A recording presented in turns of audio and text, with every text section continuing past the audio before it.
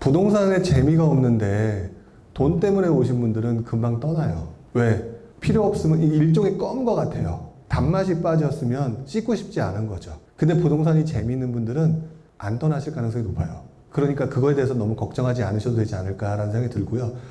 저 같은 경우를 말씀을 드리면요. 아까 말씀드렸던 것처럼 침체장이 오게 됐을 때 생각보다 많은 사람들이 휙 하고 떠날 것 같죠? 그렇지는 않아요. 떠나지는 않아요. 다만 드러나지 않을 뿐이지. 그러니까 무슨 말이냐. 내가 솔잎을 먹고 살았기 때문에 이 솔잎이 다시 새싹이 돋아나겠지, 안 나겠지 하는 생각을 가지고 계속 고민하는 거예요. 근데 지금 시장이 나를 갖다 받아들여주지 않는 거죠. 근데 저도 이제 느꼈던 것 중에 하나가 그랬는데 그러면 내가 아는 부동산 투자가 뭐가 있느냐. 지금 냉정하게 본인이 알고 있는 부동산 투자, 하고 있는 부동산 투자. 대체적으로 아파트 투자가 메인이죠. 근데 그 아파트 투자가 메인이긴 한데 대부분 다 보면 갭 투자 아니면 그냥 일반 매매죠. 그렇죠? 뭐 분양권이나 이런 게 있지만 지금에 맞는 투자 방법이기 때문에 그게 유행을 하게 되는데요.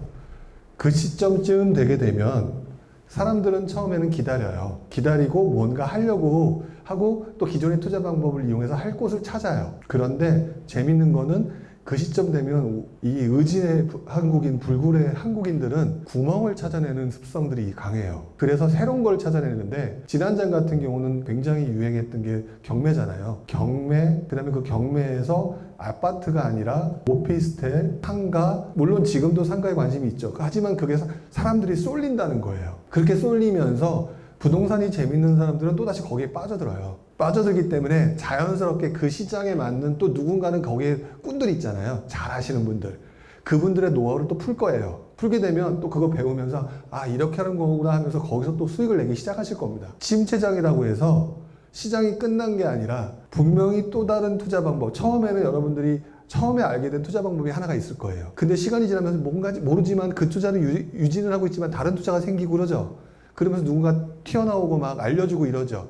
계속 바뀌는 게 이게 반복되더라는 걸 제가 느꼈어요. 반복되더라는 걸 느꼈기 때문에 저 같은 경우는 그때 되게 재밌었던 것 같아요. 그래서 제가 첫 질문이 부동산 재밌으십니까? 라고 여쭤봤던 가장 큰 이유가 재밌으셨다고 한다면 그리고 또 그 재밌는 이유가 돈 버는 재미잖아요. 보통 보면. 그런 부분이 있다라고 한다면 아마 이 분야를 그렇게 쉽게 안 떠나실 거다라고 보여져요. 그리고 또 지난장에 재밌었던 부분 중에 하나가 서울 수도권장은 굉장히 바닥을 기었잖아요. 근데 지방장은 아니었잖아요. 저는 그때 지방장에 대한 편견을 가지고 있었던 사람이었습니다. 지방이 올라가 봤자 얼마나 오르겠느냐. 근데 투자를 하는 사람들은 그렇게 유연하지 못하면 못하겠더라고요. 그때 지방장 난리가 나는데 그때만 하더라도 제가 그래서 지방장을 그때 되게 많이 공부를 하면서 복귀를 했던 것 같아요. 서울장의 모습, 지방장의 모습을. 지방장이 다시 살아날 수도 있어요. 왜 그러냐면 지금 현재 모습이 지금 지방장이 조금 침체에 빠졌죠. 그게 2005년도, 6년도에 지방장의 모습과 비슷합니다. 지금 제가 보는 관점으로는. 그래서 서울 수도권이 침체장이 빠지게 되는 경우 지방장이 다시 살아날 수 있어서 내가 가지고 있거나 내가 배운 투자 기술을 가지고 또다시 움직일 수가 있습니다.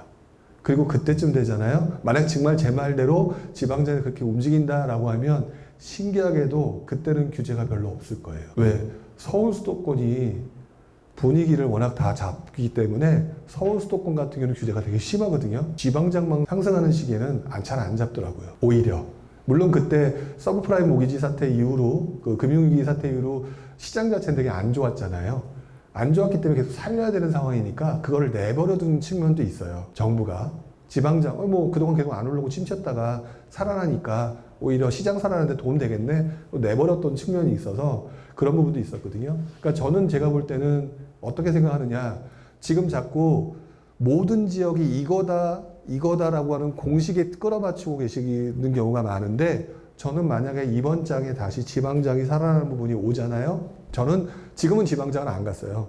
왜? 서울 수도권이 멀쩡하게 살아있는데 왜 멀리 힘들게 가냐. 약간 이주의였고 저는 또 리스크에 되게 민감한 사람이었기 때문에 다주택도 감당할 수 있고 약간 세금 부분 고려해서 움직였단 말이에요. 그러니까 엄청나게 많이 한 사람이 아니에요. 만약에 그 시점에 또다시 돌아와서 서울 수도권장이 그런데 지방장이 살아나는 분위기가 보인다면 그때는 저는 아마 거기 있을 것 같아요. 또는 서울 수도권에서 경매라든지 기타 수익형 투자에 관련된 걸로 접근을 하겠죠. 제 개인적인 부분은 아마 그때쯤 되면 건축을 하게 되지 않을까. 아니, 물론 이 부분은 여러분들이 지금은 아실 이유는 없습니다. 들어가서 보면 그때쯤 되면 수익형을 확대시키기 위해서 건축을 하시는 분이 많이 늘어요. 이제 그렇게 여러 가지 사례들이 나옵니다. 그러니까 저는 본인이 재밌어 하시면 아마 계속 공부하시게 될 거다. 그리고 방법이 내가 모르는 다른 방식으로 계속 바꿔가면서 하시게 될 거다라고 제가 장담할 수 있어요.